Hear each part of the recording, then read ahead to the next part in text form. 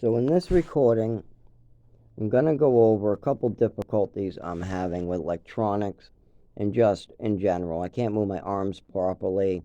My neurological disorder is hurting me. I'm trying to navigate all these robots and phones and doctors while working 13-hour shifts, and I'm getting hurt. No, nobody in my condition should even be leaving the house. They should be resting and going to the doctor. But I've been years of making things worse for my body, because the alternative is to do it from the woods and make literally just die.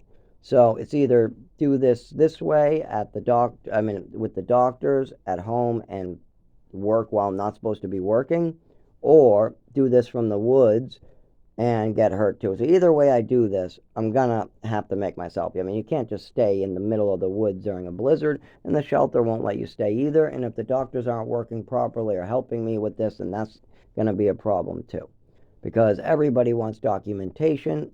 And don't forget, to get documentation, I need to get a diagnosis and get the medication I need.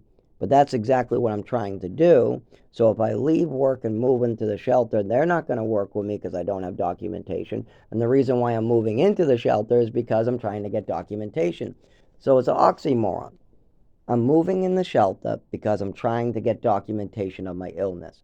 But when I get to the shelter, they're not going to let me deal with any of the health problems I'm having, because I don't have documentation of my illnesses. So that's going to bring me in a circle, and then I'll get hurt. I'll probably end up, just like last time, outside someplace, hurt, ambulance picks me up. Or I'm someplace else, they find me. Or I shake and I end up hurting, getting scraped up, bleeding. Or I get arrested or have to curl up someplace just so I don't fall down. I also can't talk. So if people come up to me in this condition, I can't tell them what's going on with me. So I just look like a shaking, falling mess.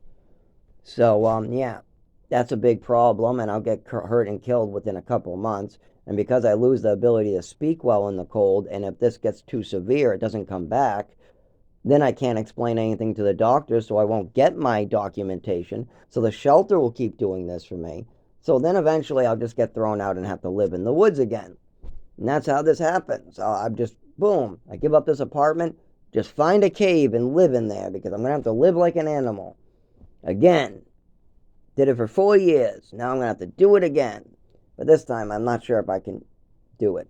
I can't crawl out of a tent or the woods with bleeding anymore. I just don't have the strength for it anymore. I just don't.